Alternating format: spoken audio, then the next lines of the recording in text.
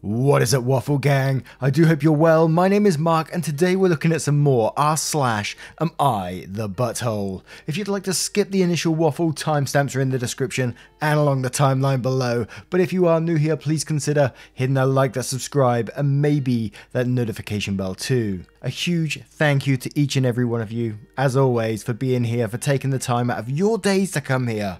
You know, it's just absolutely mind-blowing of you to do so. So thank you so much. And with that being said, let's just get on with today's stories. Much love, guys. Our first story comes from PF Ghost. Am I the arsehole for getting my co-worker demoted for trying to pull me out of an anxiety attack? Some background. I have a medical issue that causes me pain every day. My mother had it and it was eventually a factor in her death. So at work there was this girl that was very touchy. She would go from desk to desk and rub people's backs and ask how they were doing. At first I politely asked her not to touch me because of my issue. She said okay, but it never stopped. She kept touching me every day and forgetting about my issue. She would come behind me and start deep massaging my shoulders saying, "You look stressed." This would cause painful spasms to go down my back. I would beg her to stop. I made a request to be moved away from her and made small reports to my supervisor. Well, at work I had an anxiety attack. I was overstressed, it felt like there were too many people around me and it was getting hard to breathe. I excused myself and went to the bathroom. I washed my face and tried to calm down in the bathroom. That is when she walked in. I was leaning over the sink trying to focus on my breathing. She asked if I was okay. I told her that I was fine and just needed some space. She comes to me and starts rubbing my back. I tell her to stop. She hugs me, I try to move away and hold her at a distance. I say again, please leave me alone, I need space. She pushes me against the wall and restrains me, repeating, "Name what you see, name what you smell, name what you feel." She was trying to get me grounded or something, but the entire time I was in so much pain I could not even think straight. I freaked out and tried to push her away, and that's when my boss walked in. She asked what was happening and I ran out. I met with my boss later and told her what happened. She already knew about my condition. Well, apparently she had already been warned about touching me from my past complaint. She was brought in and told that she was being moved to a different position for not abiding her previous warning. The new position had a pay cut. My other co-worker said that it wasn't fair, she was just trying to help. How she saw us having an anxiety attack and was trying to help me out of it. I explained that she literally held me down against my will and threw my back out. They say that because her intentions were pure, I should not have reacted so violently. You know, we've learnt this multiple times on this channel. You never touch someone. Well, we know it in general. You never touch someone without their permission. And especially when they ask so many times before. They said, "Don't touch me, don't touch my back." You've even been warned by your supervisor and then that person still goes to touch them and pushes them against the wall to try to ground them or whatever. Hell no, you're not the arsehole in this situation. I'm surprised you didn't actually lash out at her in the end, but let's have a look at the comments below to see what they say. But why though says, "Not the arsehole. You asked her on multiple occasions to stop touching you. You told her multiple times during this particular incident that you needed space and also asked her to stop touching you. This lady, she's lucky she only got demoted. In a different company, she could have gotten fired." Penny Whistle Moonpie says, "Not the arsehole. She had been warned. She deserves the demotion. It does not matter that she was trying to help. More or less assaulting a person begging to be left alone is making the situation so much worse. I'm glad your boss has your back." Jabber and Blue Jean says, "You didn't get her demoted. She got herself demoted because she couldn't keep her hands to herself. I'm surprised she wasn't fired. You can bet if she were a man and did that, she'd have been long gone. Not the arsehole." Friendly Ania says, "Not the arsehole. You're entitled to go to work and not be touched against your will. I don't think it needs to be justified any further than this." And Nana Leone says, "Not the arsehole. Your co-workers are idiots and that touchy-feely, over-helpful know-it-all Sanctimonious should have been suspended if not terminated for harassing you and pawning at you." And Scent1234 says, "Not the arsehole," and quotes, "She was just trying to help." This is the fallacy. People who want to help say, "What do you need from me?" She didn't want to help, she wanted to control. She wanted a victory she could point to. "Look how nice and wonderful I am." Now, what do you guys think of this story? Imagine you was in OP's position, you was having like a anxiety attack. What would you do in that scenario? If someone's holding you against your will, how would you react? How could you react if you're having an anxiety attack too? I can't imagine what that person would be going through. Let me know what you think in the comments below, and don't forget to vote on that poll in the description. for story 1. And our next story is from Mum's Replacement Son. Am I the arsehole for telling my mother that my husband is not her replacement son? My parents have 2 kids, me, female 26, and my brother Dan, male 34. Dan had a rough time growing up and frankly my parents failed him. As a teenager he struggled with severe addiction and mental illness and they did almost nothing to help him. By the time he was done with college he had completely cut off my parents. To this day Dan and my parents are still estranged. I on the other hand still speak to my brother regularly. My parents, especially my mum, take every chance they can get to mourn the loss of their son and act as though my brother wronged them by leaving. Dan has told me he wouldn't mind reconnecting with them, but only if they reach out and apologise first. I've encouraged my parents to do this, but they insist that he betrayed them. I got married early last year to my husband Jeff. We have a happy marriage and he is adored by all my friends and family, but I feel like my parents have been crossing some boundaries. For example, whenever we've gone to visit them, they insist that he sleep in Dan's room, saying that their son, my husband, has come home and should sleep in his rightful bedroom. Before the pandemic, my dad would take Jeff out to sporting events and introduce him as his only son. Most of the pictures of my brother in my childhood home have been replaced by pictures of my parents with Jeff. The other day my mum called to invite me and Jeff over for the holidays. I told her I wasn't comfortable travelling during a COVID spike. She was irritated but dropped it. Then she called Jeff and begged him to come visit without me because apparently it's cruel for a mother to be without her child on Christmas. Jeff politely told her he wasn't going to visit without me. She's been emotionally blackmailing him ever since, sending him pictures of stockings with his, my mum's and my dad's names on them and saying, "But we already promised so and so that our son will be in town." This felt ridiculous and unsettling, so I called her up yesterday and explained to her that she's violating our boundaries. Jeff is not her replacement son, and no matter how much she pretends she doesn't have an actual son, she does, and it's her responsibility to make up for the damage she did to that relationship before it's too late. She started crying and called me cruel for mentioning Dan and said I have no idea what it's like to be a mother and it's disgusting that I'm trying to deprive her of a son when she already lost one by keeping Jeff away from her. My father agrees with my mother and Jeff agrees with me, though he doesn't like to rock the boat and thinks I should apologise anyway. I thought I did the right thing, but now I'm really not sure if I went too far. Am I the arsehole? Edit, thank you all for the support and advice, I appreciate it so much. I haven't been able to sleep, so I've been reading every comment. I don't know if I have the emotional energy to post in Just No Mother-in-Law yet, but I'm reading a lot of what's posted there and already feel less alone. My tentative plan is to arrange for me and Jeff to get individual therapy and maybe couples therapy later on. We're going NC with my parents for a while. I'm also planning to invite Dan to stay over with us for the holidays. I have a lot to make up for and I want to spend as much time as I can with him and let him know he's loved. Edit 2, also in response to the people pointing out the gross, incestuous implications behind this, with the way my parents talk about me and my husband. Most people who didn't know me growing up assume that I'm their daughter-in-law and Jeff is their son until one of us corrects them. That is some creepy ass behaviour, man. Oh god, I was reading that and I was like, I was having to stop my jaw from hitting the floor. I was like, I'm like, really? Really? What are they doing? Like when they said they replaced photos of like the son-in-law and them together, all I could picture was like they're cutting photos out and they're just replacing them in the current photos, like just putting a little snippet of him.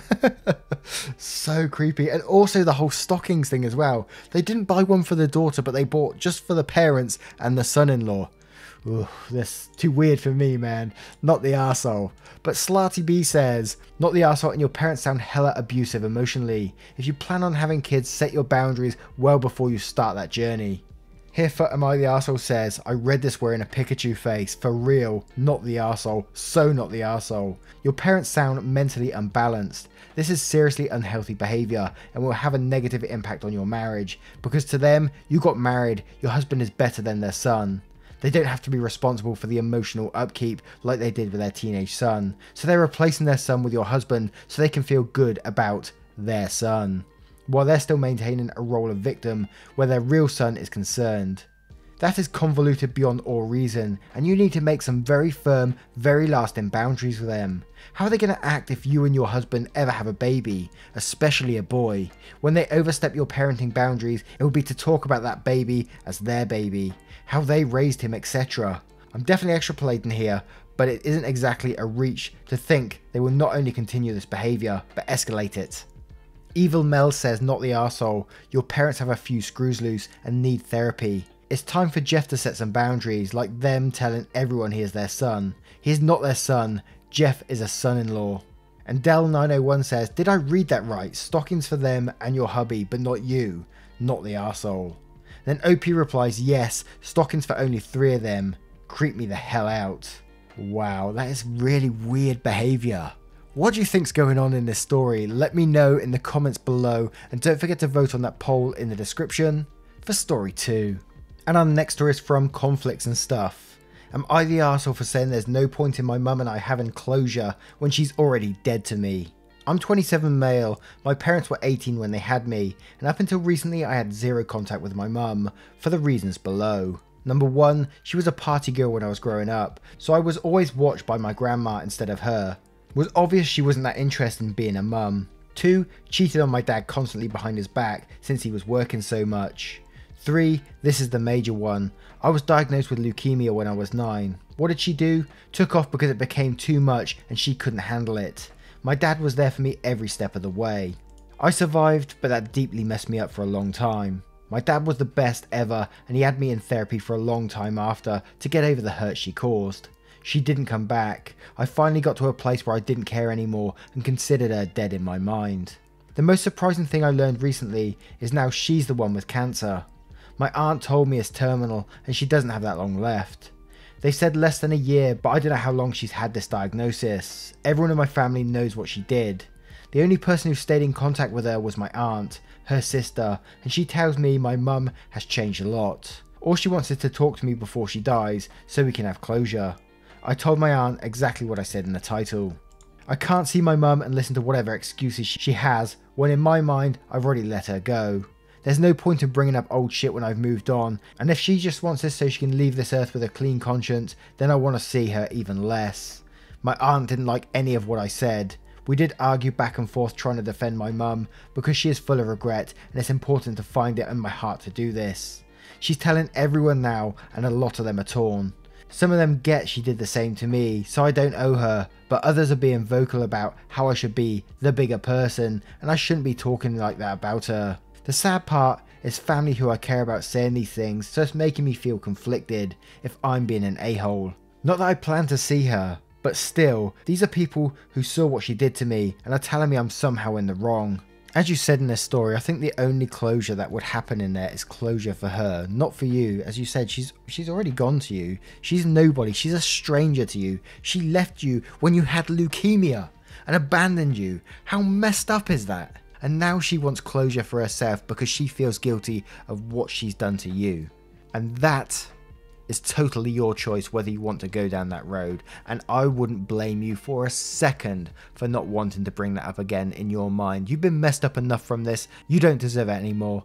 You know, this is on her, I'm afraid, and I know it's very harsh, and I don't wish cancer on anyone, no one at all, but this is on her, I'm afraid. But let's have a look at the comments to see what they say. Hermit Mike says, not the arsehole, biological family or not, she's a stranger. This isn't closure for you, this is closure for her. Selfish people being selfish. SNC says, I hate when people say we have to be the bigger person after a person was so crappy. It's good she has regrets, but I think it's more about her than you. Your mum made choices and so did you. Instead, they should be the bigger person and respect your choice.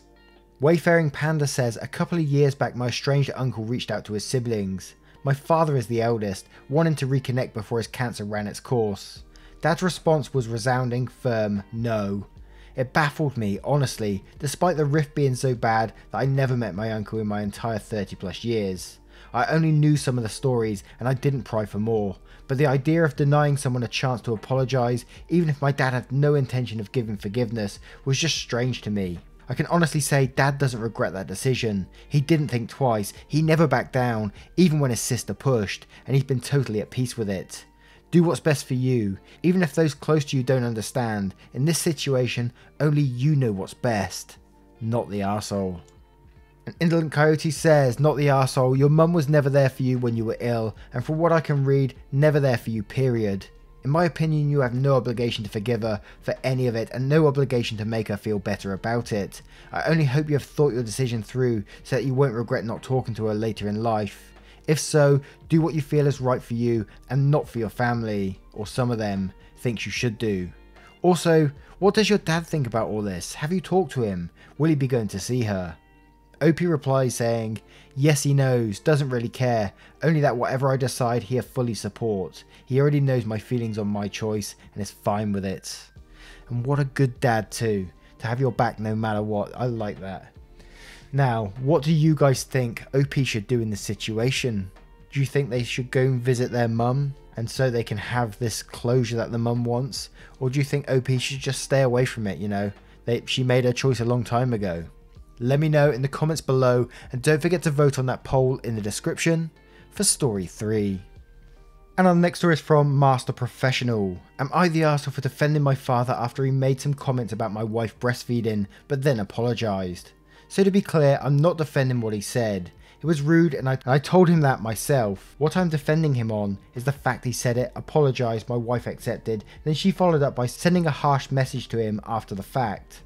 My point to her, and where we disagree, is that after he apologised and she accepted, that should have been the end of it. She says that what he said didn't fully register until after he apologised, and she had more time to think about it, and she felt rushed into accepting his apology by both of us. That is why she did it without thinking. Now to the actual events. On Friday night, my parents dropped by our house on short notice. Literally, they were pulling up. We weren't really prepared for them, but we let them in anyway. My wife was sitting in our chair in our living room breastfeeding our son when my dad walked in. He did not see anything other than my wife's boob, not nipple, but based on that he decided he had to comment, so he told her that he could see why his grandson was so well fed. Then when my mum walked in, he told her something like, we don't have to worry about John starving by the looks of it. My wife is very insecure about her body post baby, so she was very upset and in tears. I told my dad that he owed my wife an apology, and if he said more things like that to her, he wouldn't be welcome in our home. My mum also called him out for this. He quickly apologised and asked for her forgiveness. He also promised not to make comments like that again.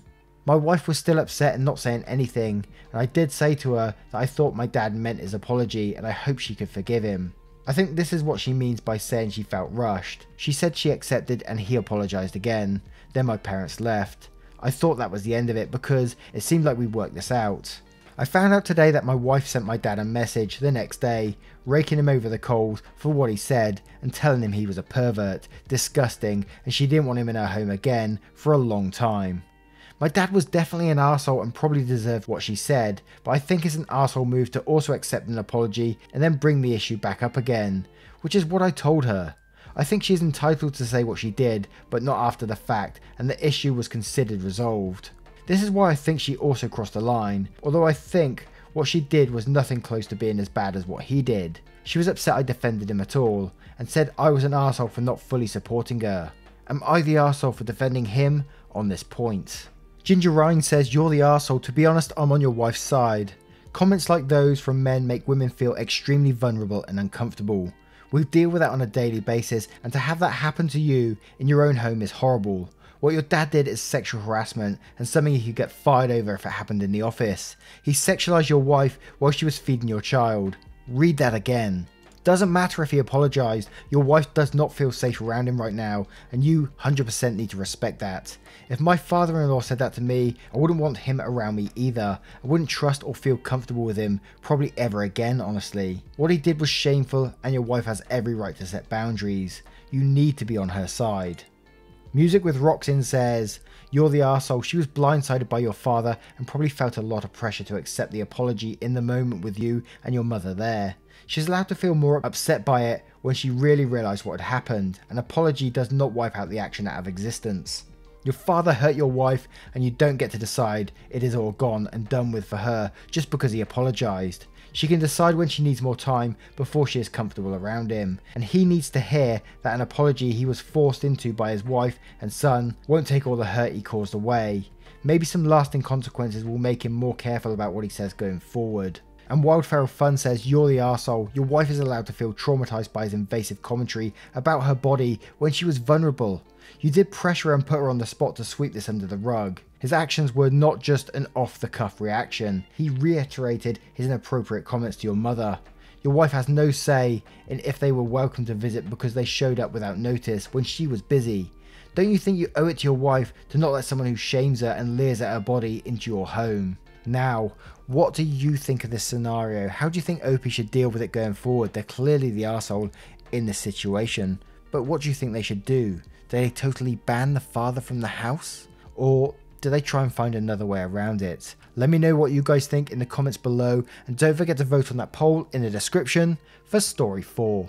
Once again guys, thank you for being here today. I hope you did enjoy today's stories, and if you did, you know what to do. Hit that like, that subscribe, and maybe that notification bell too. And I hope to see you in the next one, because I love having you here. Take care guys, much love.